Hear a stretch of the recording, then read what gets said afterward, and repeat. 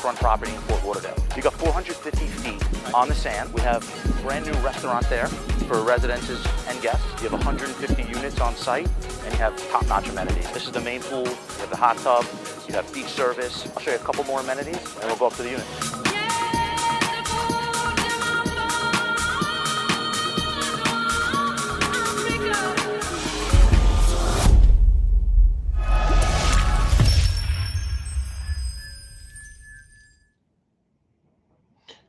Hey everybody, it's Glen, the title guy. Hope everybody is doing well. We're here on Thursday to bring you another State of the Marketing. I'd like to introduce the panel to you today. So starting off, the incomparable David Marder, broker owner of Level Realty. David, thanks for joining us. What makes you different than any other agent out there right now and broker, newly broker? And your growth has been exponential in the last couple of months with Level, so congratulations.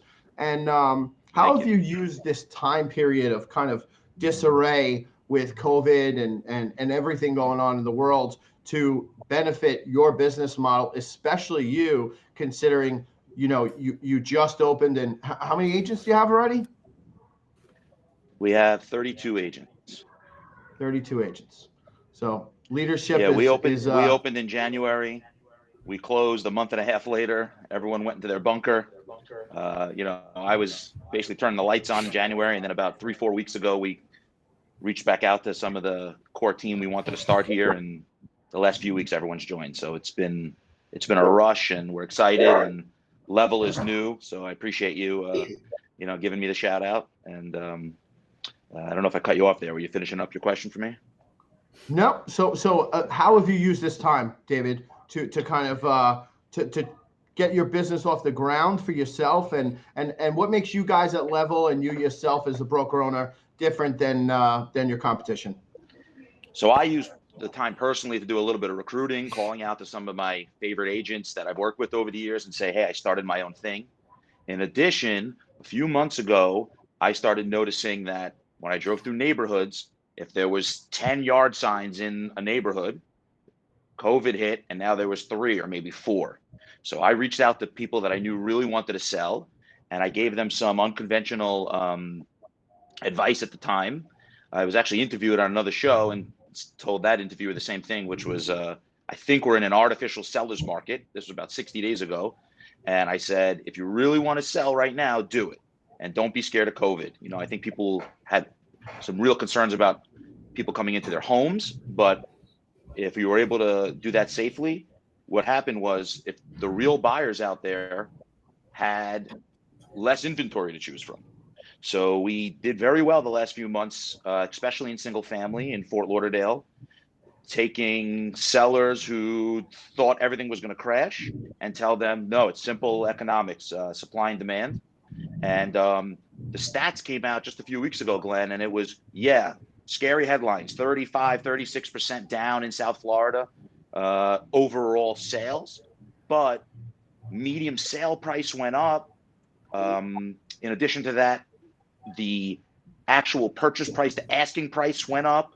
So there was a lot of strong indicators that sellers did well. We had less overall sales, but there was real buyers and real sellers. So I call it an artificial seller's market because I don't want to come out here and preach that the world is 100% back to normal, but during those 60 days, you could sell real estate. So Dave, in a new environment at Level, how have you seen buyers and sellers activity increase? I know it's crazy busy right now. We spoke about something yesterday, actually, about deals being longer negotiations, buyers thinking that they have the upper hand, sellers saying, oh, we have the upper hand, and negotiations are just a lot more difficult, it seems like. Getting phone calls on a Monday to do title, send wiring instructions, call the buyer, and not get a contract for 4 or 5 days after, which is not typical. So see the question below. What can you attribute the rising interest outside of obviously COVID, but in Fort Lauderdale specifically, and what marketing strategies have you used? to benefit? Okay, so no, you're right. We had a cool conversation yesterday because we were talking about some of our tougher negotiations and deals. But before this, Florida was, and I'll round this, the second most, um, second highest increase of people coming into the state, right behind Texas, right? 1,000 a day in Texas, give or take, 950 in Florida. And now, I'm an ex New Yorker and still have family there and love it, but we're even more attractive. Before this, there was advantageous reasons when it comes to taxes and, of course, weather and everything else. But I have clients that are calling me and saying that they don't want to live in buildings with thousands of people and ride the elevators with these new concerns. So that, I think, is a big contribution to the increase in activity, and I think everyone touched on that already. So to your other points, what did we do to really work with those clients is, every real estate brokerage and agent company is trying to push that they're very tech savvy. We feel we really are. We launched this with the strategy of going full on with our technology capabilities, something I've been doing for years, and now I'm doing with all the agents here at Level is taking advantage of all the SEO and PPC and retargeting campaigns that we can do anywhere in the country. So, one agent might have a bigger Rolodex than the other agent, more names in their phone book. But if you use some of the technology, the Google, the Facebooks, the Instagrams of the world to reach clients and then to sell their homes on the listing side, we're really benefiting from that. So, we're targeting the areas that we see people moving from, and we can track users on our website, their IP address, where they're searching, how often they're searching, what they're looking at. And then I can respond to those people appropriately, send them the type of properties that I see they're looking at, run my marketing campaigns in the areas that I see the highest demand. And we really see that from New York and from the city. So that helped us move luxury. We took part in one of the largest dry lot sales in Fort Lauderdale histories recently, 6.1 million, which broke some records here. And we did that with our technology. In addition, and we did that in the middle of COVID. In addition to that, I don't want to act like we're just a luxury brand. So I have some pictures back here. I'm trying to give a shout out to my developer, Azure Equities. During this time, we're selling brand new pre-construction at $175,000 starting point. So investors haven't gone away. South American, Russian, and Chinese investors have come in, and not everyone's got $1 million to buy a new construction with or more. So having the right product has really helped us too, because we've been able to market all different types of real estate here. And lastly, Fort Lauderdale is a good balance between Palm Beach, which has a little bit older demographic, and Miami, which is a little bit bigger of a city. So, I think we're in a happy medium when it comes to that, and it's done us well. We like where we are. Thanks, David. Appreciate it. I agree. Fort Lauderdale is a little bit smaller and a different style of community than Miami and Palm Beach. So it's a big little congratulations city on your success. Thank you.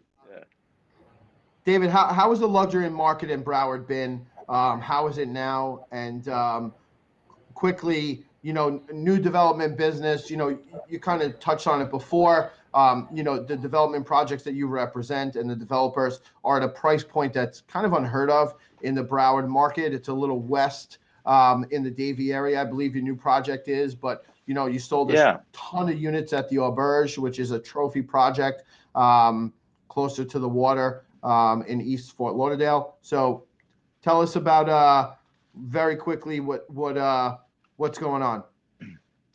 All right. So, you're right. We touched about luxury a little bit before, and Charlie said some of the same stuff about finding the right buyer and the right demographic, and being able to isolate them using technology. So that helped drive some luxury. New York people were closing businesses, maybe never to open them, maybe to move them. I had a client call me and say, hey, I was going to work 5 more years, but you know what? I'm not anymore. I want to buy a nice house. I want to retire. So that helped luxury. Thank you for giving me and the Auberge a shout out. You know, we sold the most in there last year. It's a condo building, but no one really had fears of condo the last couple of months either. We've had a lot of showings. We have 3 listings in there, and maybe because it's only 160 or so units, so it's a little more boutique. And down here in Florida, our buildings are newer, so we have a lot of semi-private and private elevators. So luxury condo was good, and then on the other side of our world, you know, we have 100 condos in Davie. Phase 1 is closing next week, and you're right; it's a price point that's very hard to touch. So we had success selling those out. We're launching Phase 2. We just launched it a couple weeks ago, and that market in itself is an anomaly because you have 80,000 students there, and you have hospitals being built and young professionals. So I'm trying to talk fast to get it all out for you, Glenn. But you know, I just think in general. Florida's really benefited from a lot of what's going on, and both markets, both sides of the world, we're very strong. We're very strong. Thank you. And thanks. Make sure you take David's information down. Can you pull up the information real quick? David Marder, broker owner of Level Realty. If you're looking to move to Fort Lauderdale, he's your guy. So thank you all for joining us. Once again, I'm the title guy. Go to my website at askthetitleguy.com or follow my page on Facebook that you're watching now. Feel free to share and post and comment and what have you. And we'll see you soon. Stay safe out there.